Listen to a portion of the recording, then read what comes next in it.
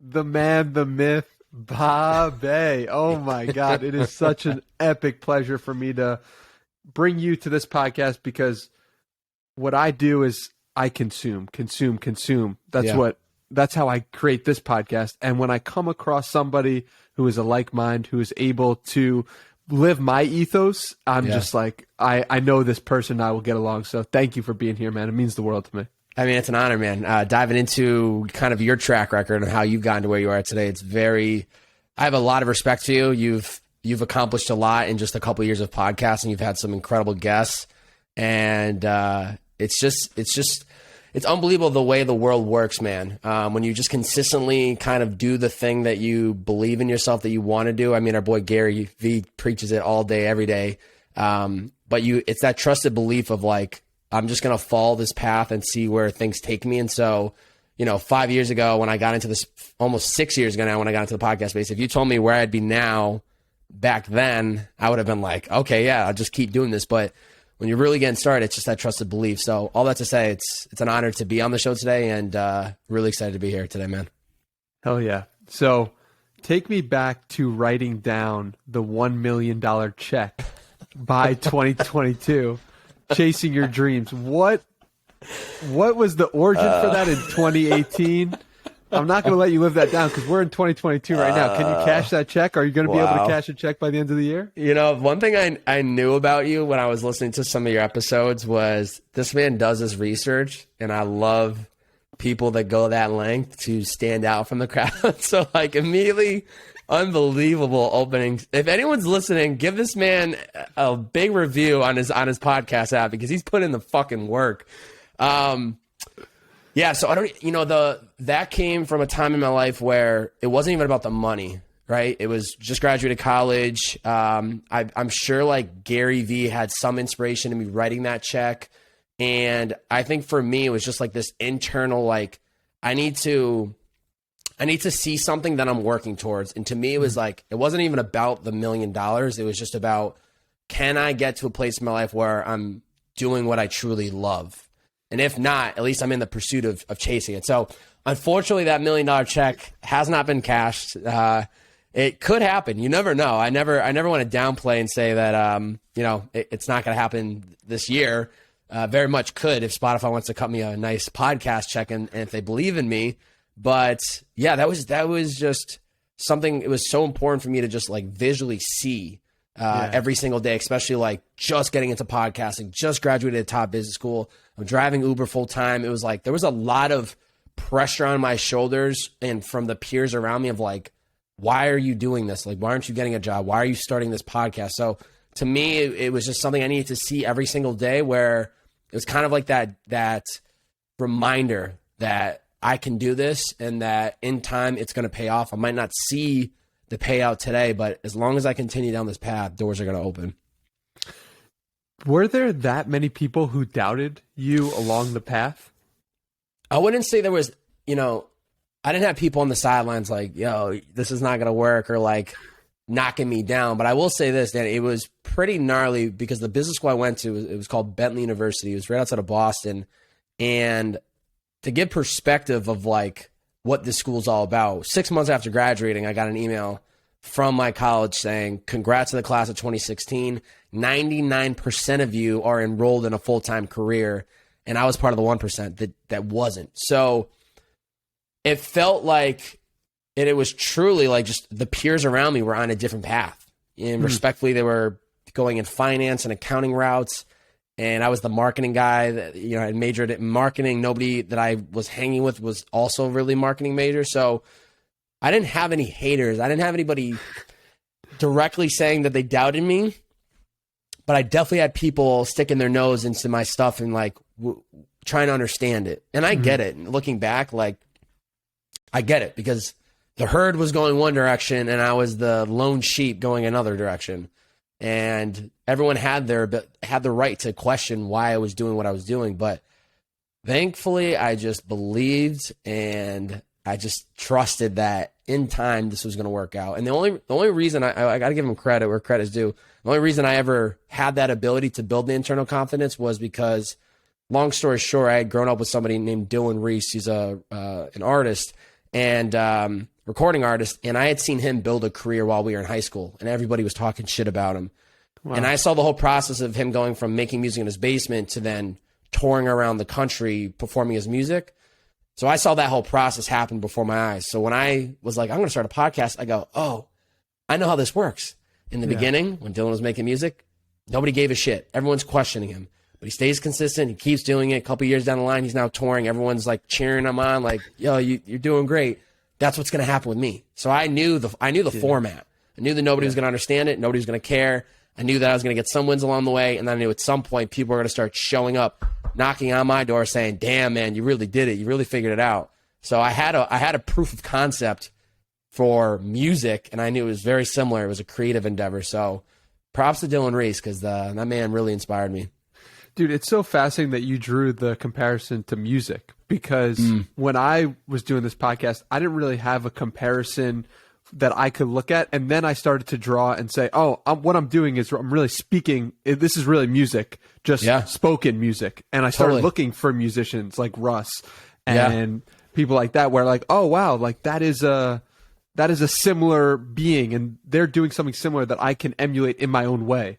Yeah. So that's cool that you had that from the jump. And the thing is, I'm lucky because I only had that because it was just right place, right time. He was my best friend that I grew up with. We grew up a couple blocks over. So it was just one example. But what I learned along the way, as I'm sure you have from the variety of guests you've talked to, is as I started podcasting and interviewing entrepreneurs, artists, DJs, photographers, creatives, all different types of people, I just started to realize it was a common theme, common themes and common storyline of having an idea. Nobody really understands it. People are questioning your decision-making. You go full throttle. Then you start to get some wins. And then everybody's like, wow, you actually did it. There's a great meme I'll send you after this podcast where it shows somebody sitting in a stadium by themselves.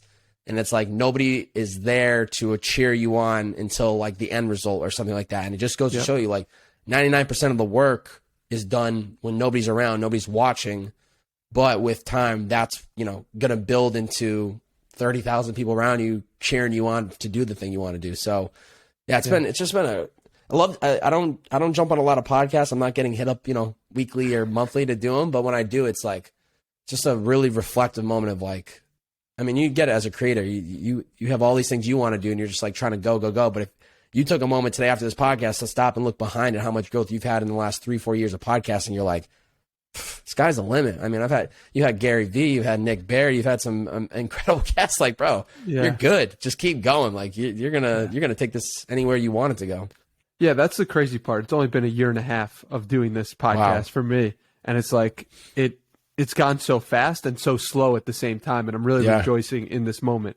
But going back to you, you've had 2 different podcasts, and I've seen you talk about rebranding and having a different pod. I'm curious, what was the switch that you said, I don't want to do Purpose in the Youth anymore?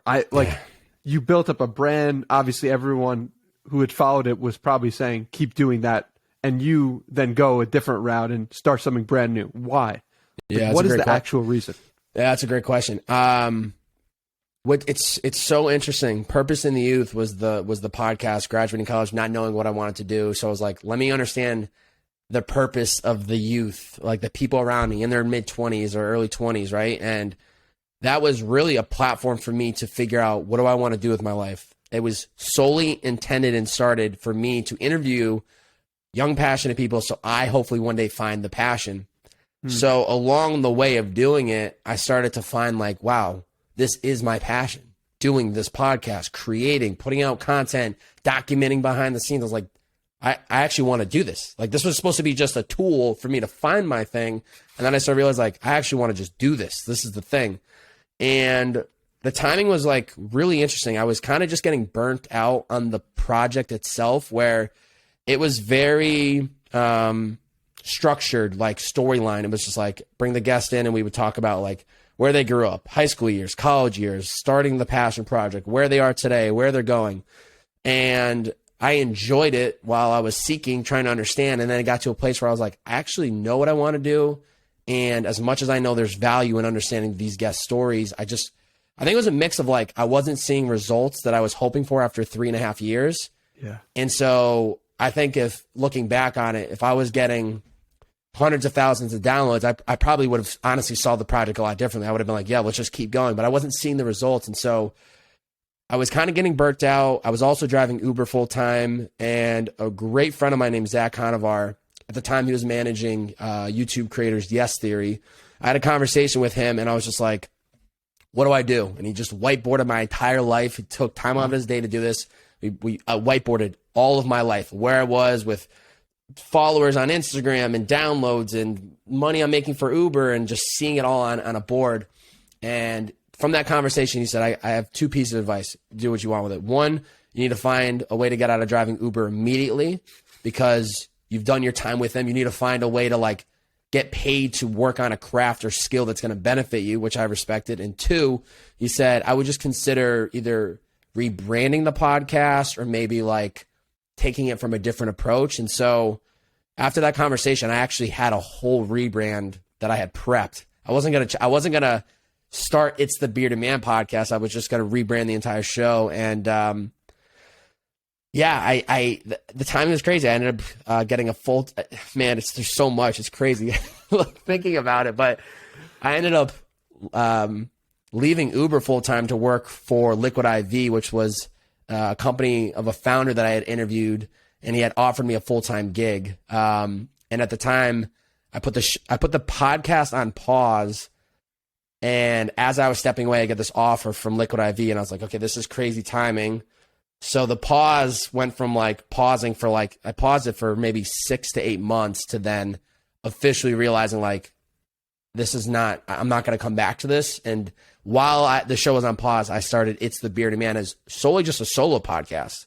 The first 12 episodes was just me talking about life and things that were on top of mind. And there was like an epiphany moment when July of 2020, I was flying back to LA from visiting family in Massachusetts.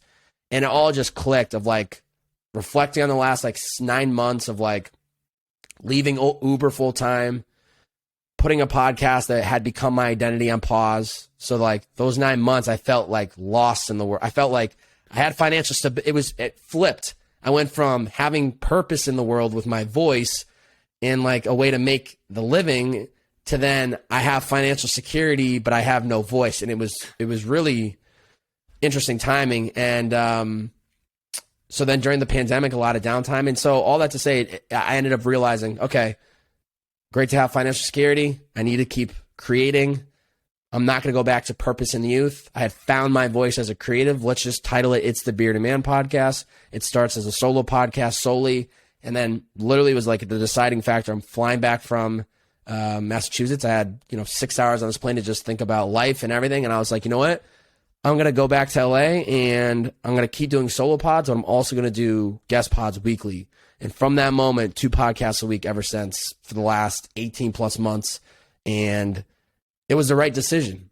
It was the right decision to kind of put that show, close that chapter, start fresh, take all the learnings that I had learned and get back to the grind, and just went head down. And it's just been another massive journey in and of itself. Yeah. Take me through the moment you kind of think to yourself, 3.5 years of doing the podcast, purpose in the youth, and you're like, I'm better than what this is. I feel as if I'm better than how many people are downloading it or watching or listening it. How do you navigate through that? How do you take me through that moment of like, does it hurt you? Like, how do you feel about it? Well, it was like I felt like I was putting a Band-Aid on at the time, because I intentionally put out a whole, like, not press statement, but I made it known. I'm like, hey, I'm putting I'm telling you, Dan, it was really weird timing, because I'm like prepping behind the scenes like 3 weeks in advance of like the last podcast that's going to drop. And at the same time of like, I'm prepping this, I get the job at Liquid IV. Yeah. So when I rolled it out, it was like, from the outside looking in, it was like, oh, this makes sense. He just got a new job. He's putting the show on pause. But internally, I'm like, little do they know, I was getting ready to just like put the show on pause and keep driving Uber until I figure out the next chapter. So outside looking in, everyone thought it made the most sense. Right. And in reality, when I was doing that, I really did just believe that the show was just being put on pause. So it wasn't like the doors closed that would have probably been a lot more harder for me to internalize. But at the time, it just felt like the right thing I needed to do. Yeah. And one thing I know to be true, and I've realized that a lot of times in my life, is somehow, some way, when you slow down, sometimes it actually allows you to actually grow, right? Yeah. Because if you're constantly going and doing, you're so caught up on the movement and the process and the execution that you don't have time to realize, like, what if I'm headed in the wrong direction, right? There's like an analogy. If a plane takes off and it's off 1 degree and it's leaving from Boston to LAX, it's going to end up probably in San Francisco. So I needed that time to slow down and like reflect on the last couple of years and really like look at myself and think about who I'd become and what I'd learned. And I didn't officially close the podcast until August of 2020. So I let it sit for maybe 8 months until I was like, all right, we're actually officially done. So by that point, it felt right. But I need to give myself that space to like think about it before officially saying, like, it would have been much harder if I just like, announced, hey, podcast is over, I'm moving on. People would have been like, wait, this doesn't make any sense. But the slow burn of like, I'm putting the show on pause, and then 8 months later, actually it's done. It kind of made it a little bit easier for me to digest. Yeah. It's interesting because I think about the grieving process in general. If somebody you love dies right away, suddenly, that's a lot different than 9 months to be with them and console them and to think about all the times you've had together. And maybe that's a stark example, but it's like, it almost is your baby in a way when you start a podcast and and I can't imagine not doing this, right? So it's like, it really becomes a part of you. So yeah, that's a really interesting thing I've never really thought about before, which is giving things room to breathe before making stark decisions if you can. Yeah, I don't know if the podcast, I like the grieving one example, as dark as it might sound for people listening, but it's a really like, I know people directly, friends of mine that, a good friend of mine, his father just passed from cancer and they had known about it for years. So it's like this thing in the back of your mind, knowing this day is coming, and then vice versa. You get a phone call one day and you're told X person's gone. It's like, I don't know which is the better or which is the preferred route. Right. But it's, I don't know if it was purpose in the youth that made me realize this, but everything you do is just a stepping stone. Yes. Right. A lot of times people are nervous to take the step because they don't know where it's going to take them. They're going to quote unquote fail or whatever. And there's a great quote from the founder of Liquid IV. His name's Brandon Cohen. And we did a podcast. It would have been this time last year, March of 2020. So this was March of 2021. This would have been about 5-6 months after he had announced his company was getting acquired. He was stepping down as CEO. It was a massive change for him. And a quote that he had said, and it wasn't talking, I think we were talking in context to like when he was getting Liquid IV going, but he had said, there's no such thing as failure. It's either a winning decision or it's a learning opportunity. And somehow, some way, that's how I've always looked at these moments where, outside looking in, somebody might be like, well, you just closed up shop after 3.5 years. Like, isn't that a failure? Well, no.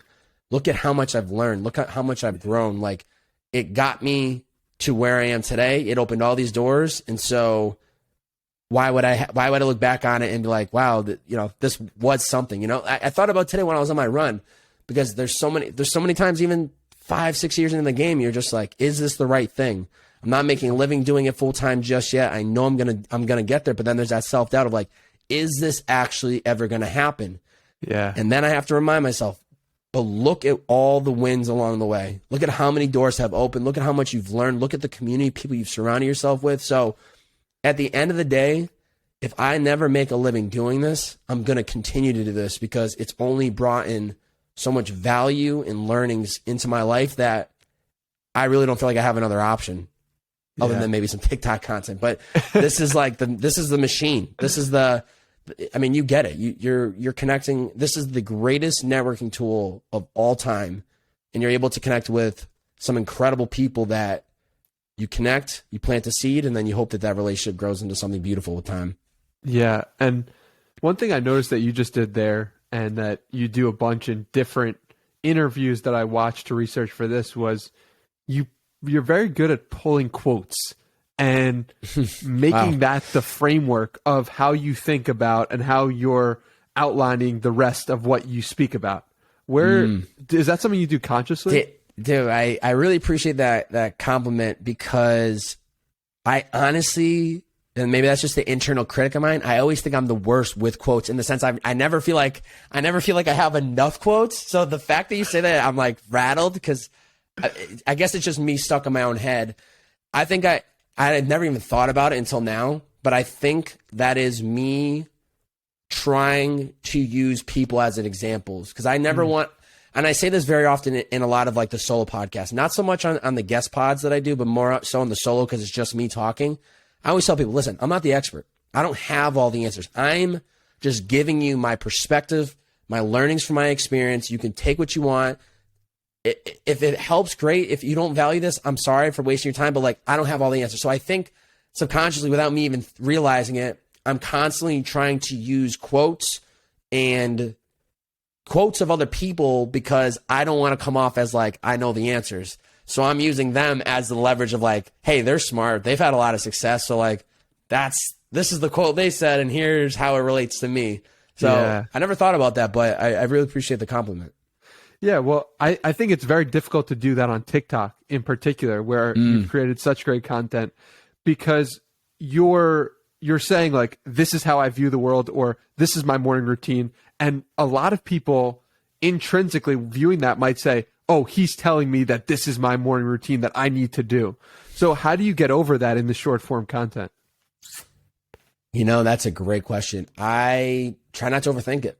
Yeah. I try to just look at it as like, if you're consuming my TikTok feed, you have to know that I'm just presenting who I am, right? And that's probably going to be a TikTok I'm going to make after this call, after this podcast, of like the hook. I don't have all the answers, and then go into like, this is just my personal experience. Take what you want. I'm not saying I'm right or I'm wrong, but take what you want from this, or something. It's going to be like that. It's going to be inspired by you. But that's the thing, is I can only present to the world from my learnings and my perspective. I'm not the expert.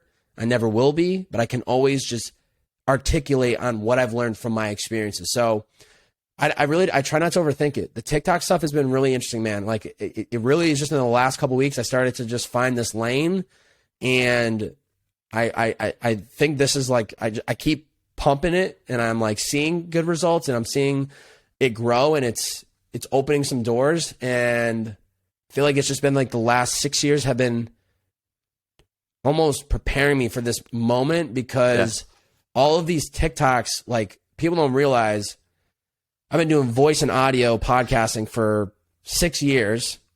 Wow. And I've been in that 6 years diving headfirst into self-development, wellness, well-being, mental health, every topic, dating, like the umbrella, all of it. Inner potential, any topic that falls under there in any bucket of your life, I have tried to learn it better. And so I'm just like, you know, one thing that I've always battled even recently is like people, TikTok or even podcasting, right? You want to be, some people are known as like the dating expert, the productivity expert, the minimal expert, which is great. I don't want to be put in a box, because we're all very well-rounded individuals in the sense of like, we have different areas of our life that we're working on at any moment in time. And so I'm not going to be the guy that's just like, yeah, I'm all productivity. It's like, no, here's some productivity. Here's some mindset. Here's some dating. Here's some working out. Here's some like how to meet new people. So this has been a really interesting learning for me of just like, oh, wow, this is all of the learnings that I've had in the last couple of years to this platform, and it's built for what I'm trying to push out there. So long way to answer your question. I just try to show people, and I try not to tell people. And some people get really offended, and some people like say thank you, and it's valuable to them. Yeah, I think that's the right way to approach it. What was your initial thought process with putting out content on TikTok? I had heard you in a previous episode or podcast talk about, you know, I was kind of like another platform to learn initially, and then I started diving into it after one of the videos really did some numbers and really drew some attention. What was the process like for you of diving in there?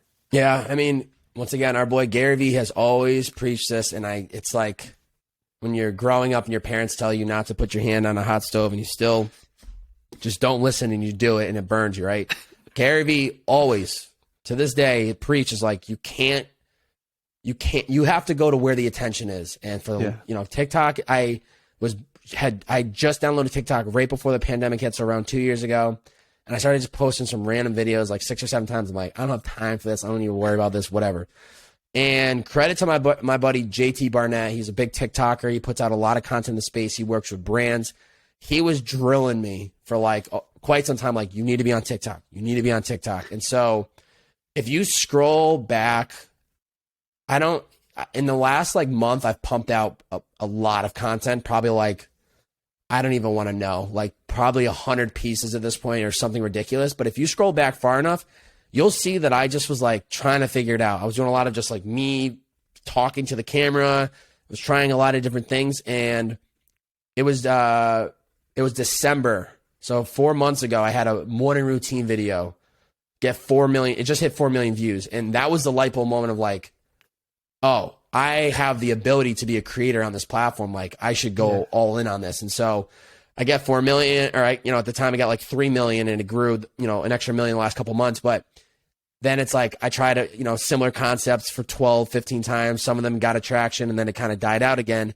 And then I neglected it. And then, a month or two later, I was like, let me try this idea. A couple more ideas. Boom. One video hit 500,000. I was like, oh, I'm just going to do this concept for all these different ideas. And then they started to like pick up steam. So once again, it's just like, my approach was like, let me just get on the platform, test and try a process that nobody wants to do.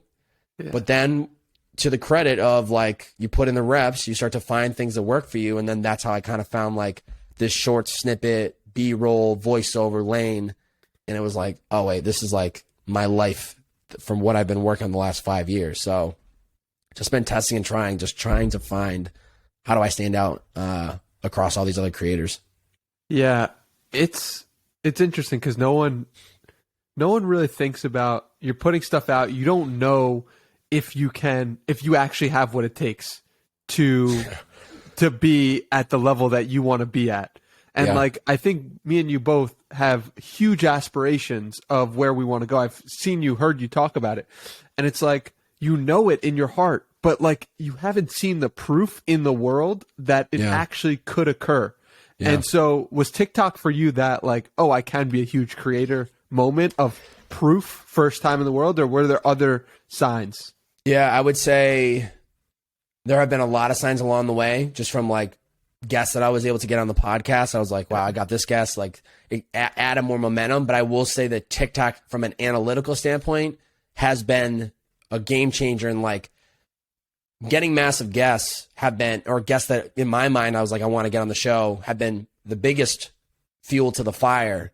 But to see numbers and analytics of like actually touching hundreds of thousands of eyeballs, it's like, this is a different bracket of like fuel to the fire, right? So I will say that it's been really amazing to see it come to life, because like I said, the guests and a lot of the wins along the way have been great, but like, to see an analytical result is just game changer. Like the last 2 weekends, being out and about in LA and having somebody come up to me and be like, yo, I follow you on TikTok. I'm just like, yo, what? It's real. This is real. Crazy, So it's just, honestly, it's just more fuel to the fire. It's valid. It really does feel like validation, even though internally I know what I'm capable of, and I know I am fucking destined to be great in this space. Yeah. It's just, these are the moments that it allows you to really step in and like realize you're on the path, right? Like you're going to get there. You just need to keep fucking going. Yeah. I remember you talking about, one moment was when you were dropping a podcast episode with Charlie Rocket on the same day that I think Drama dropped it with Charlie Rocket. And that was a moment where you're like, holy smokes, I'm here. Like, I'm here. And you were really proud of that. And you could feel the enjoyment in your eyes of like, wow, like that meant something to you at a deep level. Danny, you're good, man. You're a really good podcaster. You do your research. You're a great podcaster, not good. Fantastic podcaster. That's a great example of a full circle moment, because to see drama as the guy I watch on MTV growing up, on Robin Big, on Fantasy Factory, to then I'm about to start my podcast. I see him start a podcast. I'm this little guy in Massachusetts with 50 downloads on the first episode. He's out in LA having these big time guests on his show. Fast forward 3 years later, I'm now dropping a guest caliber of his podcast on my podcast. It was like, and they drop on the same day. To me, it was just like, we're doing it. Yeah. Like, if it doesn't matter how many downloads you're getting on this episode, like, you just dropped with the same guest as the podcast you listen to on a weekly basis. The podcast that has been your legit mental coach for the last 3 years. Like, seeing short story long podcasts drop weekly, I was like, I need to drop weekly. Like, yeah. And I knew I had to drop weekly to build a podcast career, but I knew that if drama was showing up on a weekly basis, I need to be accountable and show up when he doesn't. And show up when he does, and the weeks that he doesn't show up, I need to show up so I can show like my internal self that I'm gonna keep going with this. So, yeah, dude, that was a massive moment, a massive like aha moment of like, man, you're on the right path. But and I know you, and I would bet you know this too, especially with the caliber guests you've had, is so interesting, man. Like, success really is about. I just did a podcast with somebody that I had podcasts with 5 years ago. His name's Tim LaRue, and he said this on a previous podcast, and he said, the journey is the destination. Because very often, man, these guests, they're on the top of my leaderboard of like getting them on, and then I get them on, and it's just like, it's incredibly rewarding and exciting and just amazing. But you have to recognize that like once that moment's passed, you still have to keep going. Yeah, this is a marathon. They're just mile 3.6. You still got 23 to go. Like, so it's just, once again, I was having a conversation with somebody recently about this. Like, I just try to always stay very level. I was just as excited to do this podcast with you today as I was as excited to do the podcast with Lewis Howes, the man that inspired me to start podcasting, because I try to look at these moments as all equal, as all positives. I don't want any singular moment, event, opportunity to value more than another opportunity, because then that's when anxiety creeps up. That's when you're not ready for it. I know you're a Grover fan, Mindset. He talks about like, he coached Jordan, Kobe Bryant, like teaching them like how to zone out when you're in a stadium of 20,000 people screaming your name or booing you. Like, that's what I'm trying to get, is I want to be in that headspace of like, it's always calm. It's always one. And if I can stay in that mindset, in that headspace along the journey, no matter some of these wins, even the losses, everything's good. We're just going to keep working through it. We're going to stay patient. We're going to show up, and it's all going to be good. One moment where you weren't calm was when you met Gary Vee. You were driving Uber, and unbelievable. You see him on the side of the road, and how did you find this? And you honk your horn, and he's on a call. You take a photo with him.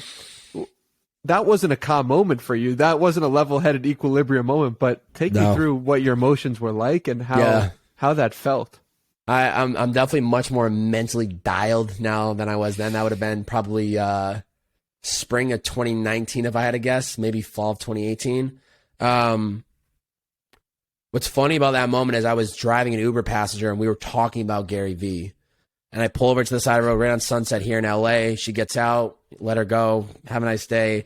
I'm looking down at my phone. I look up and I see the back of him. I don't know it's Gary Vee, and I see her. And I'm like, just making sure to keep an eye on her. I was like, she just got out of my Uber, and is she being like stalked? Not stalked. I don't want to say stalked, but I was making sure she was safe because I knew she was by herself. And I was like, why is she like stopping, talking to some random dude?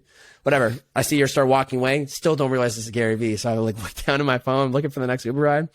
Like a psychopath, I look up, and there he is, Gary, just standing on the side of the road waiting for his Uber 10 feet from my car. And I just like, I felt like I was looking at a god, because this man has had such a profound impact on me that I didn't even think twice. I just laid on the horn. He's on his phone texting. He looks up, and I literally just go like this, like, he can't even hear me because I'm in my car, but he can read my lips. I go, holy fuck. And he knows why I'm doing this like an idiot. You know, looking back at it, it's just so funny. And then I grab my phone, I run up. He's then getting on a call. And I'm just like, yo, Gary, can I get a picture with you? Blah, blah. And it was just an incredible moment. But what was really interesting is that I ended up posting that photo on my Instagram. And as a marketing strategy, I just said, yo, I just ran into Gary Vee. He said if he gets tagged 100 times in on this post, he'll do a podcast with me. And I got 100 tags within probably like 2 minutes. And so then I was like, we got to keep it going. So I just added a 0. So it was 1,000. And then it just kept rolling and rolling. And we got 3,000 tags. And I never got him on the show for it, though. But it'll happen eventually. You blow up on TikTok. It's like that moment's happening for sure. Yeah, it's all about enjoying the ride. I mean, he always talks about never wanting to buy the jets because, you know, it's his greatest life achievement. But he knows damn well once that day comes, it's what are you working towards. And so similarly, like I try to put effort into getting these guests or to making these opportunities happen, but I'm not emotionally attached to like, if it doesn't happen now, great. I'm going to be 10 times more prepared if it happens in a year or 2 years from now.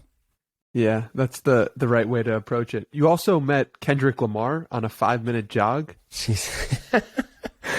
So funny. You're good, man. You know, as we were just talking about that Gary Vee moment, I was in my mind, like I was much more mentally dialed when I met Kendrick, but I also wasn't because I was like so pumped. But yeah, I ran into Kendrick Lamar in July of 2020. Just me and Kendrick Lamar out in the middle of Manhattan Beach, and he's running at me. I'm running at him, and I see him like 15 feet out. I'm like, is that Kendrick Lamar? And he got closer. I was like, yep.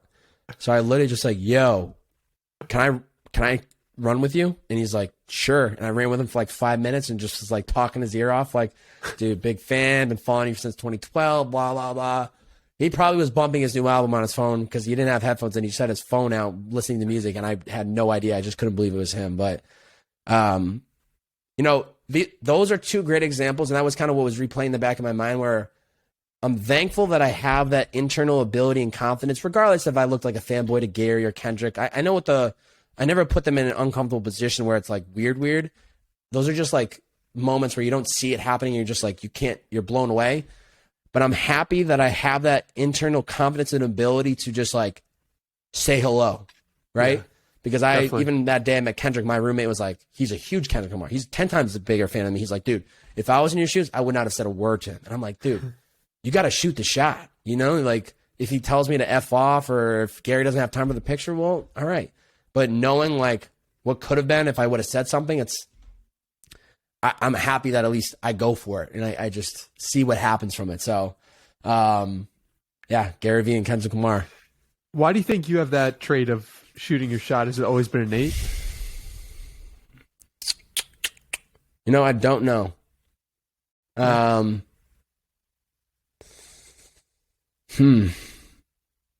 don't know if it's the path I've been on the last couple of years. It probably is that, you know, like shooting the shot, like trying to cold email people to be on podcasts.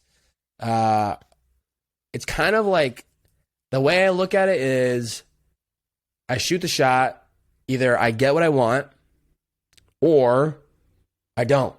And I can live with knowing with the don't. Like it's easy to live knowing I tried and it didn't happen versus wondering what could have been had I not actually went for it. So I think it's just been through the learning through all the podcasting over the last couple of years of like having to, you know, cold emails, slide in people's Instagram DMs. That's how I got Drama on the podcast, was a cold email. That's how I got, you know, a couple other guests, just cold email out of the blue. So I think because I've been doing it for so long that I try to just continue to do it and know that there's nothing, I'm not going to lose anything by actually going for it. If anything, I'm going to gain something or I'm going to realize it just didn't happen and that's fine. Yeah. One of the most common things that people ask me about the podcast, like, yo, how do you get these guests on? And I'm sure you get that all the time too. Like, how do you get these people on? And I'm just like, I ask. Like, that's the only way to get what you want. It's like to ask. And I just, it's like at a certain point, you've done so many episodes or you've had people on that other people respect. It's just like, it's going to happen. But it's a really important trait. And I hope everyone gets the opportunity to cultivate it in their own life in whatever capacity they can. one thing that I was thinking about was you spend so much time with productivity, with self-improvement, with trying to become the best version of yourself. And so I'm curious, what's something you believed 3 years ago that you no longer believe in the realm of self-improvement or productivity? Because you get so much information, you get so much in, and you read cold showers, you read 10 pages, you read meditate, you can read all these things and hear all these things from top performers, but I'm curious how your opinions have changed about specific things.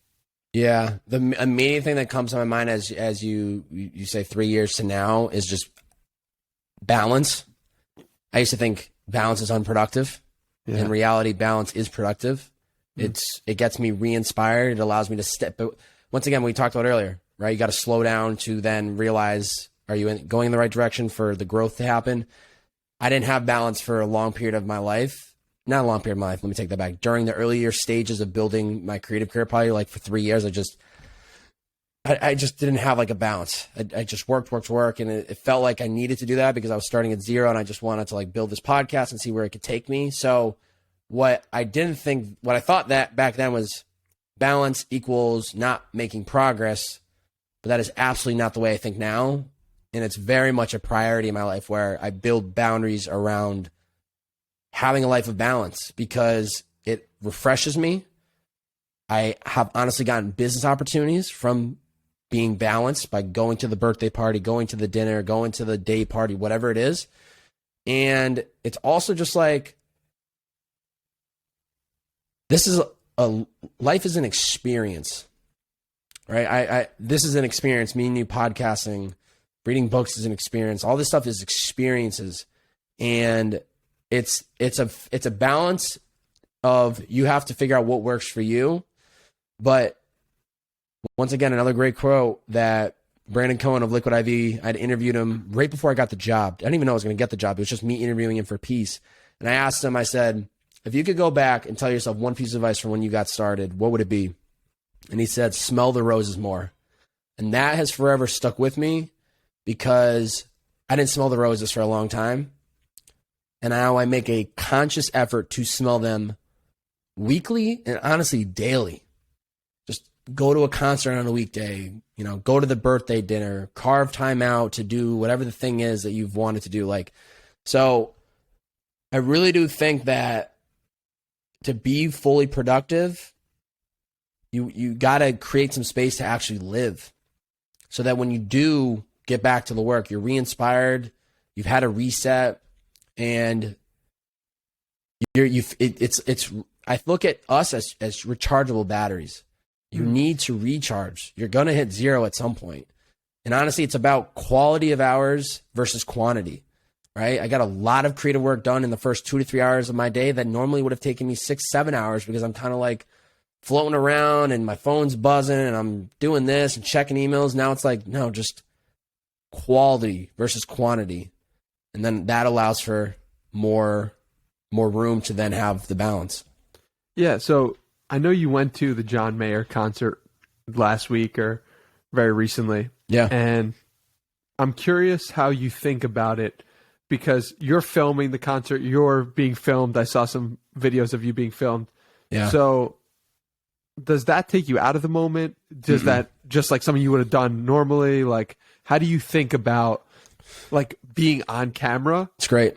While doing relaxing activities? It's a great question. So once again, that's like, I'm very intentional with how I do it. And I also recognize that this is kind of the path I'm trying to walk, right? So to have the TikTok content, I need to film. But it's also like, I don't want to be filming the entire show because then I'm watching it through my camera and I'm not even in the moment.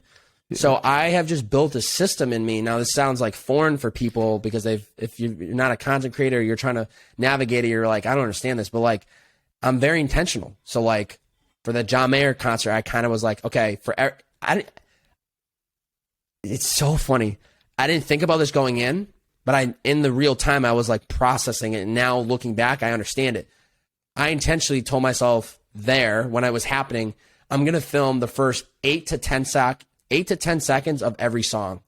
Wow. because the background would change. And I was like, I just want to have a little bit of all of the show.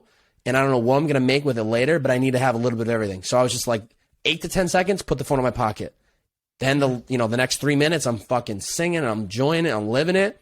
And then it wasn't every song, but I'd say almost every other song I was doing that. And, a couple of my buddies were laughing in the car ride over because they see me filming stuff. And they're not really into like content the way I am. But one of my buddies was giggling and he's like, I respect it. He's just, he's doing what he needs to do. And, I kind of laughed at it too. I said, it's going to be funny when I'm getting paid to do this, I'm getting paid to show up to the concert. I'm getting paid to show up to the event, to film, to show it through my perspective. So I know or when John Mayer brings you on stage. That's what I'm saying. I made sure he was tagged in every single one because I want him to know that I was there. Yeah. But you and I both know, as very aware as we are in the content world, people are making a living doing this. They're getting paid to show up and document their life in their perspective. So I might not be getting paid just yet, but I'm starting to get hit up by brands that want to collaborate. And I'm like, okay, we're doing something that's right. If it's speaking to them and they want to talk to me, what could happen next? So once again, it's just being self-aware. It's the world that I'm stepping into. I accept it, but I also am very aware and intentional about when I film and when I don't. And I'm present. I wouldn't have done John Mayer any differently because it's that balance that I've chosen to walk. It's such an interesting perspective from you. I mean, it's like you don't. What are your thoughts? I think that it's fascinating because you decide, okay, I want to start building a podcast. I want to become a media company on my own. Basically, is what we're doing. You don't think like, oh, what does that actually require? That requires you being on your phone a lot more than the average person often. And it's like seeing how you navigate through that is very impactful and helpful for somebody like me who's just starting out on that journey. Here's the thing. The phone is a tool. Yeah. If you're a construction worker, your hammer's your tool. If you're an architect, your mouse for designing is a tool. If you're a podcaster, that microphone is your tool. These are just tools that go hand in hand with the craft. So you don't have to agree with my statement of like being a creator is a craft. That's fine if you don't want to listen to me, but my phone, my microphone, these are tools that I use to share and amplify what I'm trying to do. So I'm very aware and I'm very intentional. Like even when I'm out at dinners, right? Like if you scroll my TikTok, you're going to see photos and videos of like at a dinner. Once again, I'm intentional. I'll get 3 or 4 quick clips of that 2-hour dinner. And then it's tucked to my phone. I'm not sitting there shooting every single minute and you're just going to see a quick second. I just understand I need to capture just a little bit, just a small piece of this moment to have so I could do whatever I want with it. And that's it. But it's part of the world and the life that I'm trying to build for myself. Yeah, honestly, one of my biggest regrets from starting to work out was that I didn't document things just for my own sake. There's so many pictures, videos that I wish I had of myself when I was beginning a journey. And now I'm so grateful for the opportunity to have those things. I used to look at people who filmed and did things. I was like, what is wrong with you? What are you doing? But now in this position, I'm saying to myself, I wish I had those things that person took 2 seconds out of their day or night to actually slow down and capture the moment. Got to give credit where credit is due. Once again, I started doing this because of Gary Vee. I have so much content. I'm actually disappointed because I went to scroll back on my Instagram to pull some stories from like 2016, 2017, and Instagram only allowed up to 2018. So I've lost some of those stories, but Gary Vee was always about document the journey, document the journey, document the journey. When I was driving Uber, my tagline was podcaster by day, Uber driver by night. And I was showing people behind the scenes. So that has just naturally been part of me already.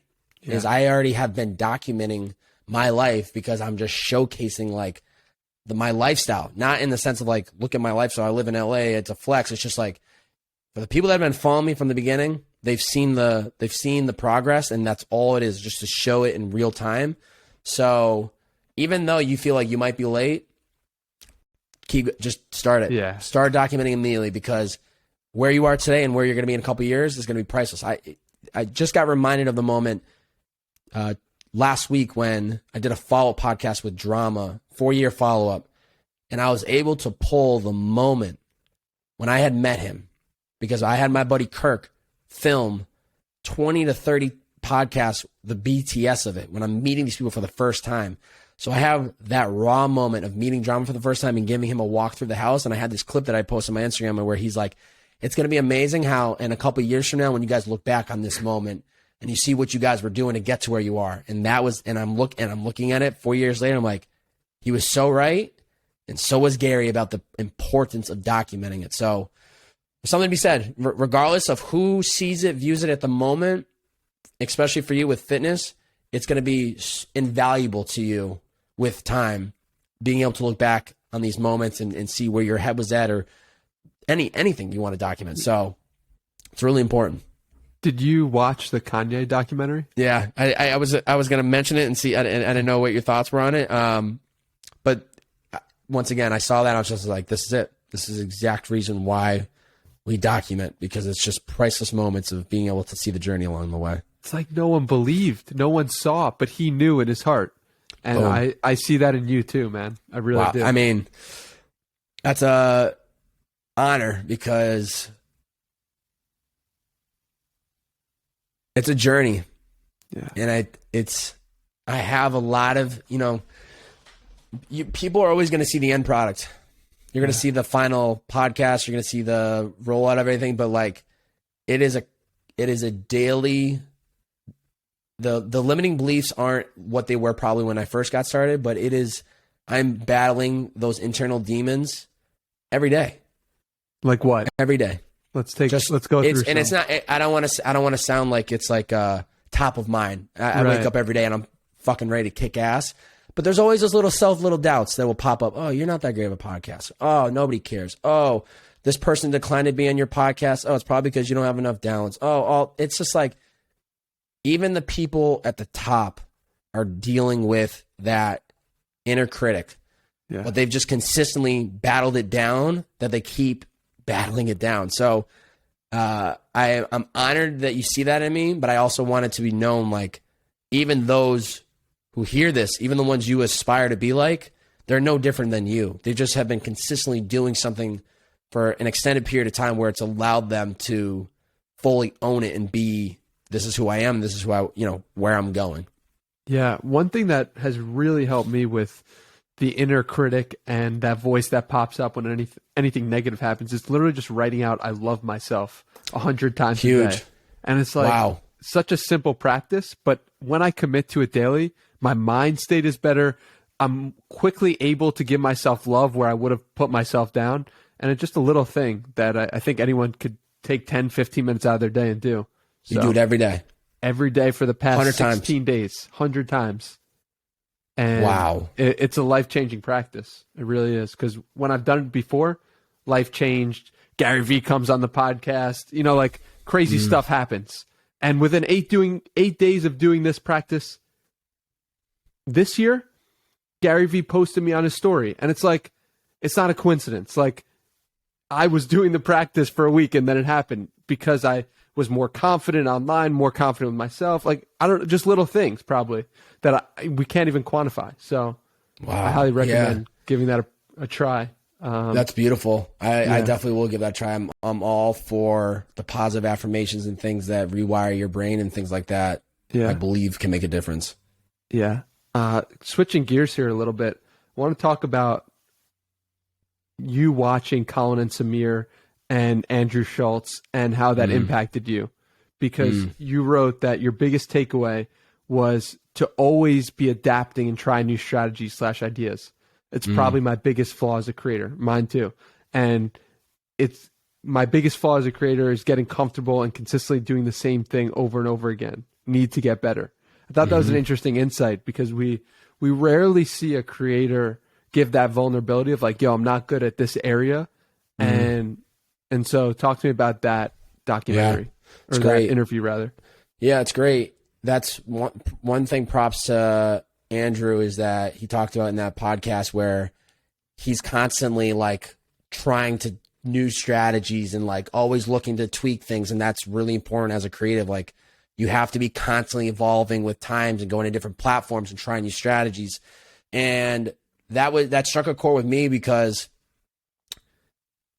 you know, you run these podcasts and you like go with the same approach and you add in a little bit of different angles every time and you're like, why isn't the show growing? And so for me, the takeaway wasn't necessarily the way I approached my podcast. It was how do I get people to the podcast? And that's when TikTok, that's like, what was it? I don't know what the date was on that tweet, but it's probably right around 22. Yeah, that's right around the time, I think, when I was just about to get to the second wave of like, let's go all in on TikTok. So it just goes to show you that like you might be onto something really good as a creative, whatever that piece is. It could be a podcast, it could be YouTubing, whatever. You could be really good. It's just how do you get the eyeballs to it, right? So because of my new strategy of TikTok, because I'm open-minded to it, I've 2x'd my monthly downloads in February are about to be 2x by the middle of March, probably in the next 2 days. The podcast content didn't change. It's been the same. The only difference was how am I getting people to the show? So it struck a chord, and now that I'm realizing it, that was probably a very internal moment for me to like get back on the TikTok wave. But it just goes to show you like you have to be constantly evolving. You might be onto something really good, and that's the thing, right? Like I don't necessarily need to change the format of the show. Like if I would have changed the format of the show and like did it completely different, the downloads probably wouldn't have changed. Would have stayed the same. But it was the approach of how do I get people to the show changed. So something that even the conversation I had said to you earlier with Zach Hanovar, this was fall of 2019. That was something that I admitted. I just like, I wasn't trying new strategies because I just believed in the content and it was already taking me so much effort. I was like, I don't really have the time to try other strategies because this has to work. This is like gotta be the way.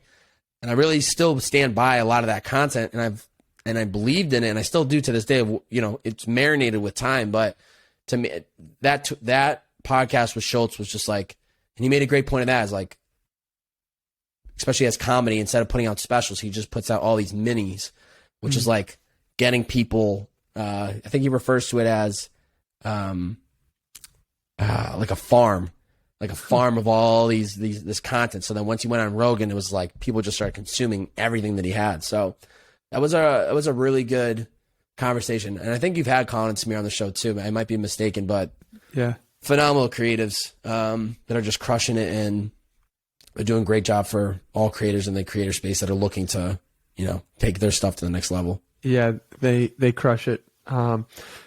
It's interesting because you have something that's working on TikTok. I think the question for you is like, it's working. Can you still play around? Can you still? I need to. I have to. Because you have a great content format. I want to see Bobby in different content formats too, as a fan. Totally. You know what I mean? It needs to happen. Actually, it's not a question of can it, should it. It has to be happening. I had reached out to somebody that I had done a podcast with in 2018. He's a comedian. It's funny, we were just talking about Andrew Schulz. His name's Trevor Wallace. Big time. He's crushing it right now. Yes, and I was just asking for advice. Met this guy in 2018. He was probably 30,000 followers on Instagram. Now he's over like 4 million doing sold out tours, right? And what he said to me was, the way I look at it is I'm just putting logs on the fire. So like, put this log on the fire. It burns well. Great. We'll keep doing that one, but let's try this log. And so you're just constantly trying like these different logs to see what's working and always evolving. And that was definitely something Schulz, I think, had talked about too. So that is something that I know needs to also be adapted. I need to start peppering in some new styles. I just haven't thought of what it's going to be, and I need to figure that out. And I think I need to consume more TikTok content because it will allow me to start thinking of these ideas. Yeah. I just have been in a space where like I just literally go on, I post, and I get off the app because it can just suck you in. Yeah. But I need to be a consumer of it to really like open my mind to what I could be potentially creating on there. How do you spot talent? Finding somebody with 30,000 followers who's now at millions is impressive.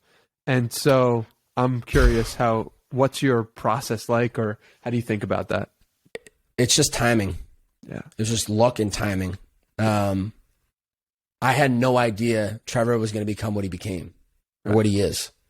There's no question about it. It was purely just like I saw this guy, young comedian, crushing in LA. I was into like young, passionate people, and I just reached out to him. I got lucky, right? If I tried reaching out to him now, he's getting inbounded by a lot of people, so it's tougher. I got lucky in 2018 with the wave of entrepreneurs that I met. Brandon Cohen of Liquid IV, Blake Pinsker, who was with Movement. He was the 5th employee. Stephen Borelli, the founder of Cuts Clothing. A magnitude of other brands. I just got lucky at the right place at the right time. So I think to answer your question, even though I can't, it's true for Trevor, and I think it's true with anybody that I've ever come across, is just finding the people that are passionate about what they do and seeing them actually like do the work. Yeah. And those are the people that I just know. It's just like a matter of time. A matter of time they're going to get to where they want it to be. So that's how I think you spot talent, is you find those that stand out from the crowd, and there's always going to be somebody that's willing to put in more work. And I'm not, once again, I believe in balance now.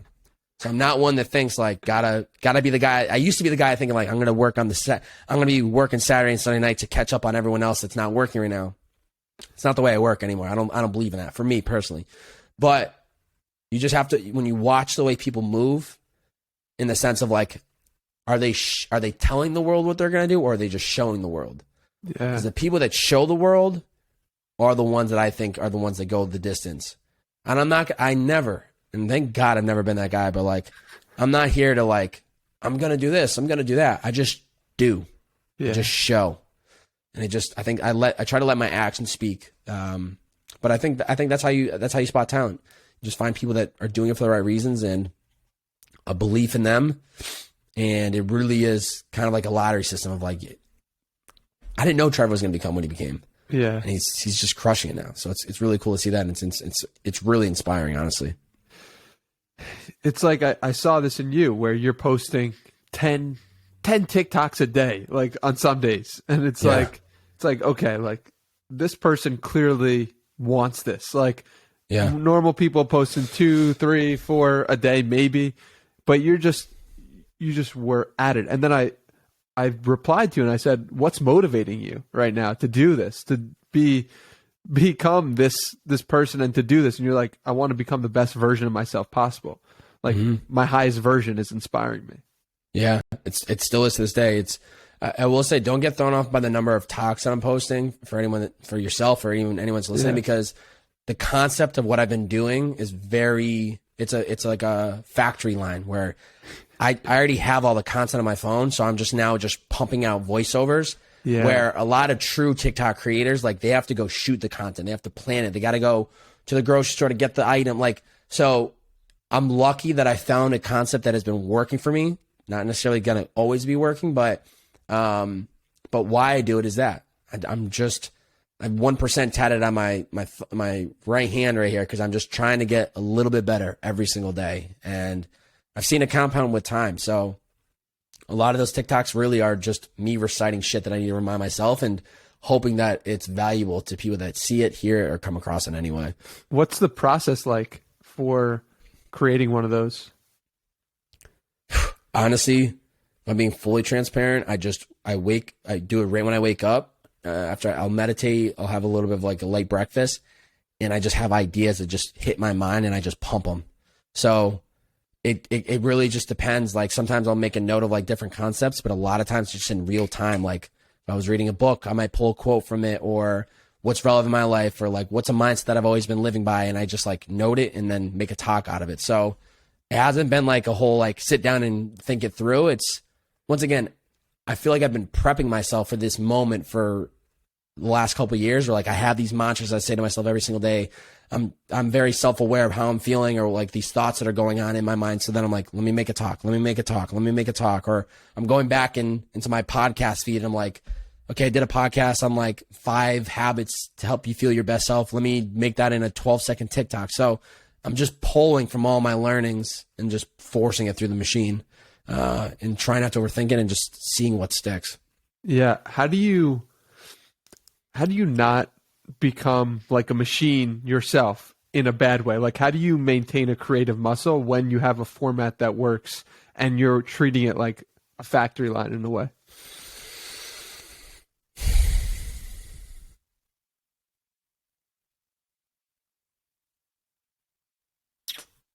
Good question.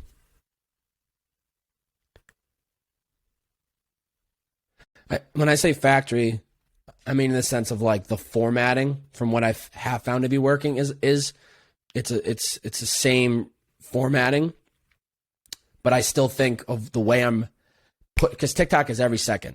Every second truly counts. So I'm trying to just be very concise about what I'm trying to say in the fastest way possible, but also recognizing that if it's visually not changing, people will likely continue to scroll.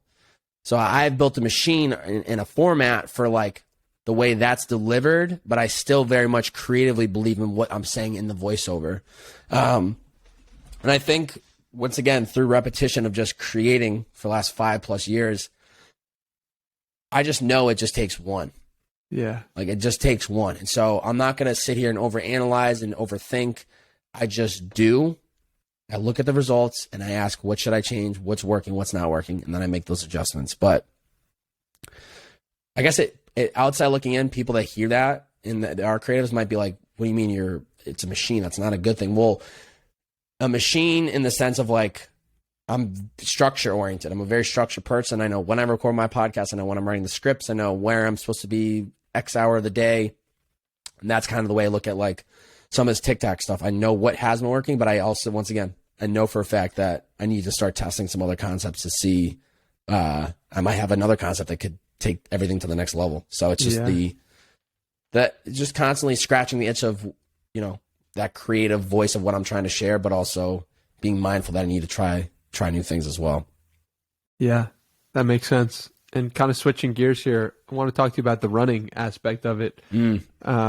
When did running enter your life? How did you start doing it? And what was that moment where you felt like you were a runner for the first time? It's great. Running is solely inspired because of the pandemic.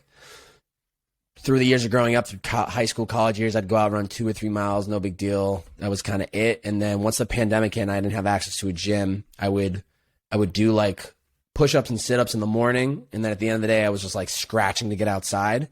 So I started running. I can still vividly remember running a mile and huffing and puffing and not being able to get through it. And so I would run a mile, started running 2 miles, then 3, and I just kept running.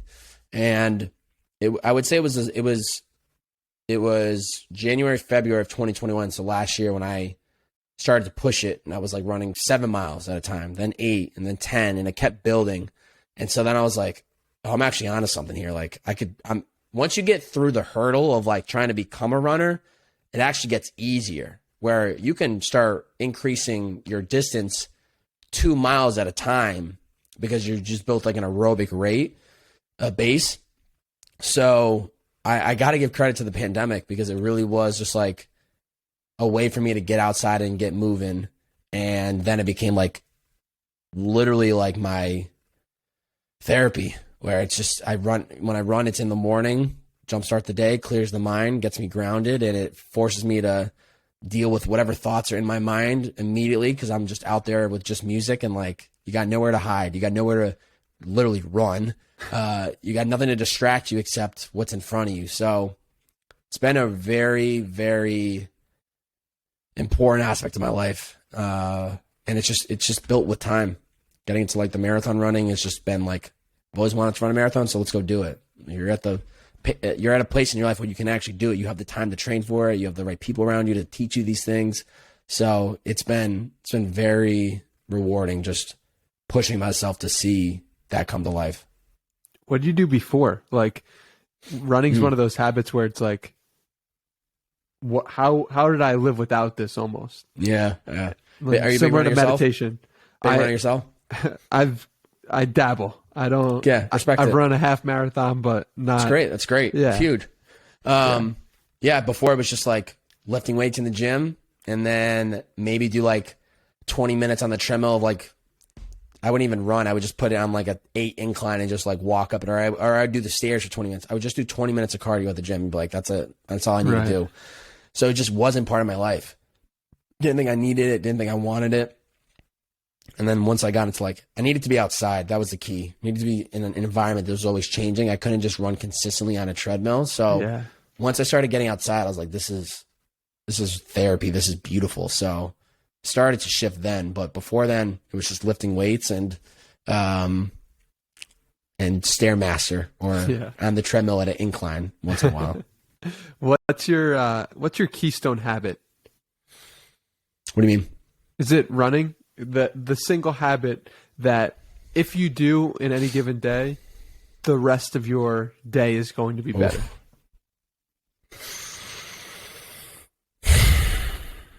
I would just say, oh man, it's tough.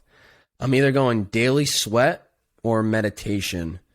I can't specify. I wouldn't say running or lifting weights or yoga over one or the other because it's not one or the other. It's just getting a sweat is crucial.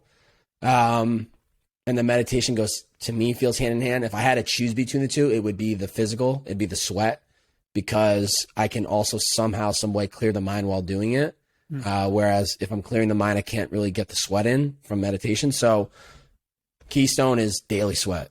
I'd say I'm pretty good for 6 to 7 days a week of sweat. And that just builds with time. Like if you're just getting into working out, you're not supposed to be doing 7 days of sweat. And also it's very like intentional. Like if I'm doing 7 days of sweat, I'm not running for 7 days in a row. I'm running for those 5 of them and maybe lifting weights for the others 4. Like I'll do maybe sometimes do 2 a day. So like I'm very mindful and I listen to my body. And if I need a full day off, I'll give myself that full day off. But daily sweat is just like, oh man, need it. And I know you know it too, being a fitness guy, like it is the one factor that allows me to step into the best version of myself on a daily basis. Hell yeah. And on the meditation piece, when did you get involved in meditation? How'd that habit start? That's a good question. Right when I started diving into the self-help, spring of 2016, kept hearing all of these. I haven't been consistent all the way through, but that's when I started to dabble with it. But all these podcasts I was listening to of all these different experts and crazy successful people, I was like, why is it that all of them meditate? And if that's the case, why am I not doing this? So it was purely inspired by the common theme of hearing and seeing so many successful people talk about it that I was like, I need to try this.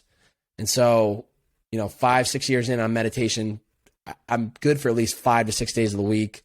I still feel like I've barely scratched the surface. I think there's a lot more to dig underneath and learn and realize, but wow, man. Crucial to my well-being. Just being able to separate myself from thoughts and being self-compassionate with myself about whatever is arising and seeing it and trying not to let myself dig myself any deeper because of whatever is arising. Beautifully, beautifully said. Anything else before we come to a close for this wonderful conversation? I mean, we've touched on so many different aspects, but yeah, I can't say this enough to you, man, because I've felt it through this episode, Danny, and I've heard it in other podcasts. And you don't come across as somebody that probably has those limiting beliefs or self-doubt. But I will say this, man, you are doing a phenomenal fucking job, and the sky is the limit for what you want this to become. If I can ask for a favor from everyone that hears this podcast today, you need to go give this guy a review. If you're listening on iTunes, leave him a 1-word or 1-sentence review on the iTunes podcast app. If you're on Spotify, you can do a 5-star review. If you're on YouTube, you can subscribe, but like you're putting in the work, bro. You really are. And so, I've been honored to sit here and, have the opportunity to chat with you, and you've done such a good job to create a space where I've just reflected on the last 5 years of my life, and I'm just like, probably going to have to go sit outside and just fucking think for the next hour after this conversation. But one thing that I've always done as a host and have tried my best to do is I want to create an experience that the guest never forgets, and an experience for the listener that they feel like they got to listen to something that was very authentic and real and not just like a Q&A or like something they could have Googled. And you created a really incredible experience that I will not forget. So I just want to say, keep going and you're doing a phenomenal job as a host, man. I appreciate that, my man. If anyone wants to follow this guy, that's Bob-A on all platforms. That's B-O, 3 B's, 4 A's, and Y. Is that correct? Did I get that right? You got it right, man. Fuck, you sound better than the way I do it. I'll tell you that much. So, yeah, we'll have that down below if you didn't get it, and you should definitely follow this man, particularly on the TikTok and Instagram. He drops wisdom galore, and if you're coming here from Twitter, you know he's dropping some gems on Twitter as well lately, too. We'll put those all below. Thank you for coming on here, man. It really means the world to me. I can't wait till the day we can do this in person, and I am just so grateful for you for being you and devoting all the time, effort into yourself, into your mind, into your being, because it has shown in this conversation. Incredibly grateful. Keep going and keep being you, man. Dude, you do the same, man. Absolute honor, and I have nothing but gratitude for this conversation today. So thank you for creating the space, and I'm excited to be rooting for you along this journey of the podcast route. So keep fucking going, brother. You too, my man. Yeah.